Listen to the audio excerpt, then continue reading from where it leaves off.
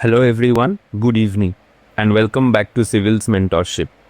Yeah, for last few days I was not uploading any videos and all as I was planning for something that will benefit both of us, you and me. So now I have prepared few initiatives that slowly I will disclose. So by end of this week I will disclose all the initiatives which I have planned for. So today I will be disclosing one of the initiatives which I have planned for that will benefit you as well as me as well. So what is that exactly? So as you all know that I have been in this UPSC grind long enough. So I can tell you that so most of the aspirants fears current affairs, and by doing so they think current affairs as a side subject. But as a senior to you all, so I can tell that current affairs is not something you can afford to push aside. It's not a side subject. It's everywhere. In prelims, in mains, and yes, even in the interview as well. So I would suggest you to think of your GS syllabus as the skeleton because that is the main thing. And current affairs is the muscle that gives it strength and shape.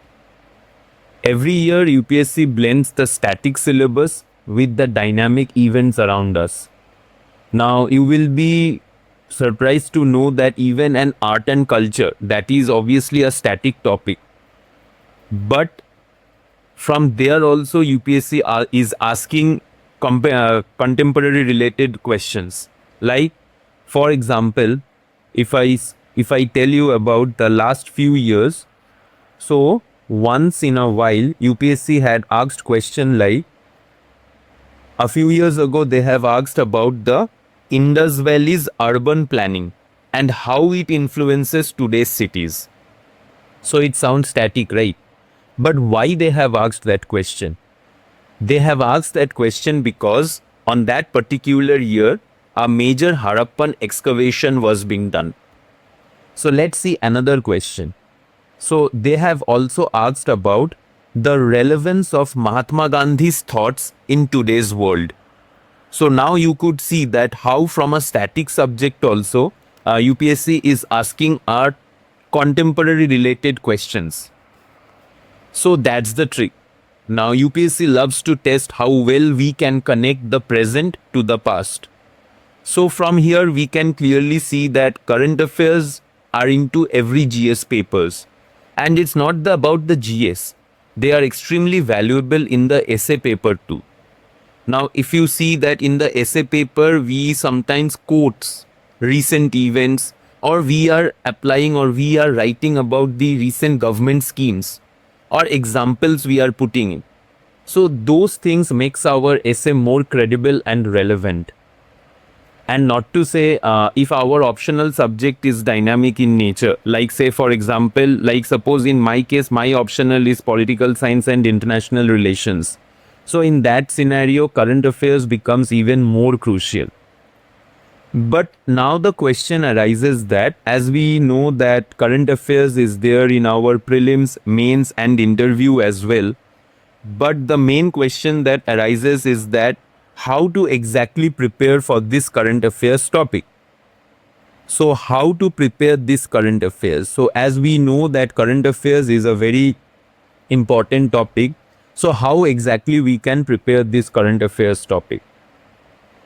So most of us depends on newspapers like the Hindu or the Indian Express. So some of you might be reading the Hindu or some of you might be reading the Indian Express or maybe some magazines and all those things. But from my past experiences, I can tell that aspirants usually falls into three categories. Now what are those? So first of all, there are three categories of aspirants which I believe they fall into. First of all, we have the beginners.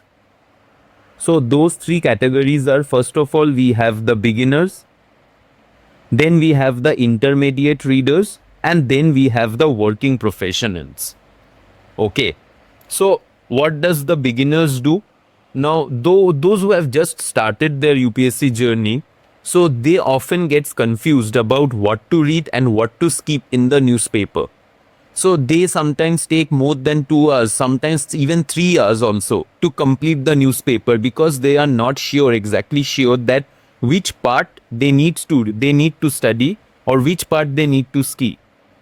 So that is the problem for the beginners. Now, what about the intermediate readers?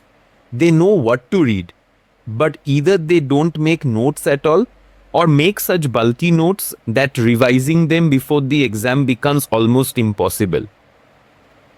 Now, what is the major problem for the working professionals? Limited time they have.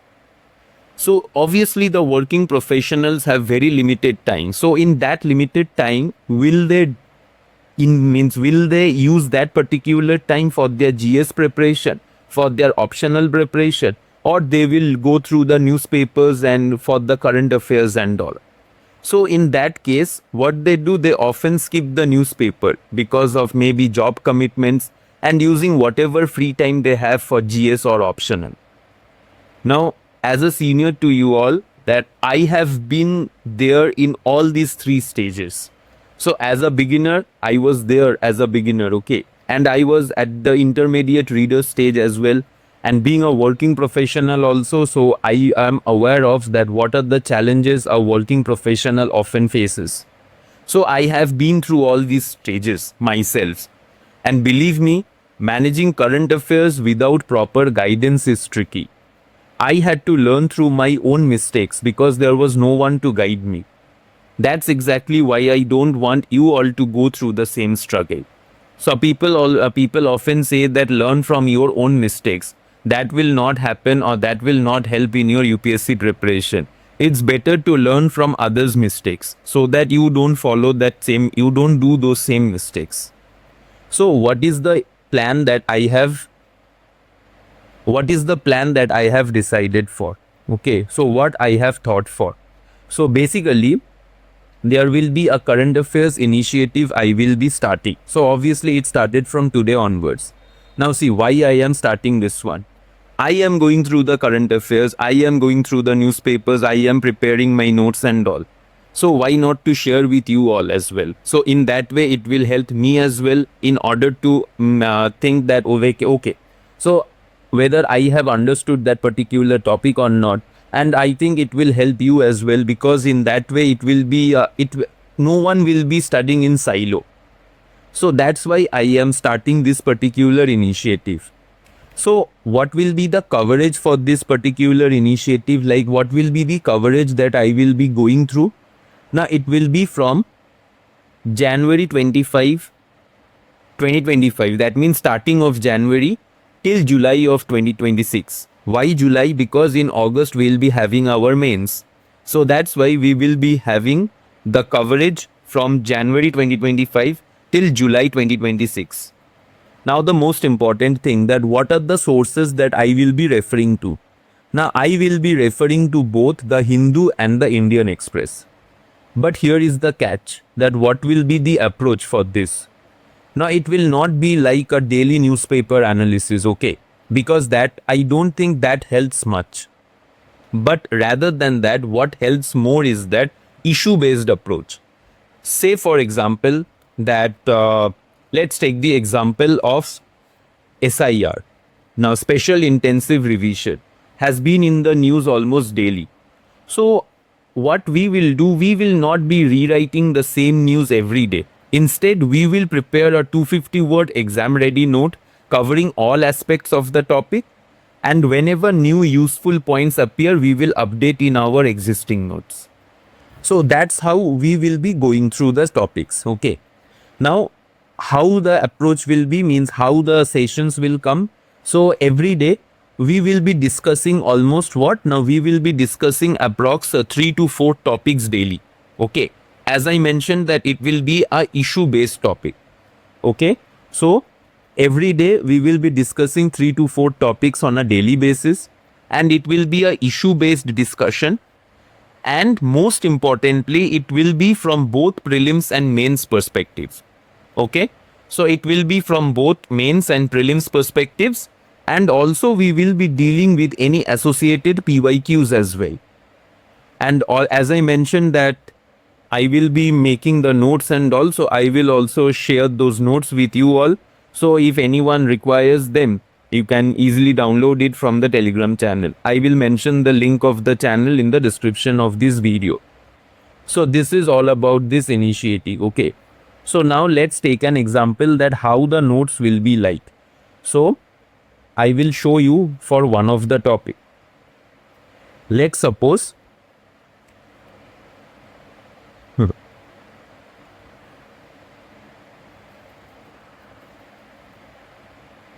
so I have prepared the notes for these many topics as of now. So let's suppose take the example of fast track codes. So as I mentioned that mainly the sources that I will be covering is from the Hindu and the Indian Express. So like suppose for example fast track codes. Okay. Now this particular news came on 11th of August, that is yesterday only, in the Hindu newspaper. But what was the news exactly? The headline of the news was fast track courts in Delhi failed to fulfill promise of providing speedy justice. So this was the news. Okay. So from here, what are the things that we need to learn about from my exam perspective? And everything, whatever I will be discussing, everything will be from exam perspective only. So what are the things that I need to know from here? So what is the background of the fast track codes? What is the difference between fast track codes and fast track special codes? What that means, what is the rationale of developing these fast track codes? So after developing these fast track codes, what was the development that had happened? What are the challenges or the limitations? So I have covered all those things, like suppose the current status as of 30th of June 2025. So if suppose any new news comes later in the later half of the year, or maybe in next year, starting of next year, then I will just update this particular data points. That's it. But the crux of the notes will remain the same. Only some minor changes might happen if any new news comes. That's it. So, and also apart from that, what I will be doing, like suppose UPSC often does not ask direct questions from the news related things. Okay. They might ask some associated topics from there. Say for example, this is fast track codes this was the topic that was discussed in the newspaper. But while we are dealing with fast track codes, obviously we need to know few other things as well, like Nirbhaya Fund, like POXO Act. So those things were not mentioned in the news, but those are the associated news. So in this way, you can learn that what are the associated things that I need to learn for a particular topic. So in this way only I have prepared all these notes. Like if suppose for this fast track course, if there is any recommendations from a particular committee or what, so those things I have mentioned. And as I mentioned, the associated topics also. So like Nirbhaya Fund, the POXO Act. So all these things I have mentioned over here. So this is the notes that I have prepared for this particular topic. And in this way only, every other topics we will be discussing every other topics. So hope you understood that how this particular topic or how this particular initiative will go through. So all this this is all about this current affairs initiative. Now just a piece of advice for you all, that one mistake I made early on was thinking that I could cover current affairs in one go before the exam. Trust me, that's a recipe for burnout and confusion. The only way to master it is by building your understanding brick by brick every single day. If you stick with this approach, when you sit in the exam hall, a lot of the paper will feel familiar. Now what most of the aspirants, like including me as well, in my previous attempts and all. So what I used to do, because I did not cover the current affairs on a daily basis. So what I used to do before the exam comes, I would obviously go through the PT 365 and all those things. But in that way, the preparation was not appropriate. I feel that is not the correct approach. So if you stick with this approach, when you sit in the exam hall, a lot of the paper will feel familiar. Now why? Because you have been thinking about these topics for months. More you can connect the dots between static knowledge and the current events, the stronger your answers will be. So that is very much important, and that comfort, that confidence is something no crash course can give you. So hope you understood this particular initiative. See you all tomorrow. Thank you.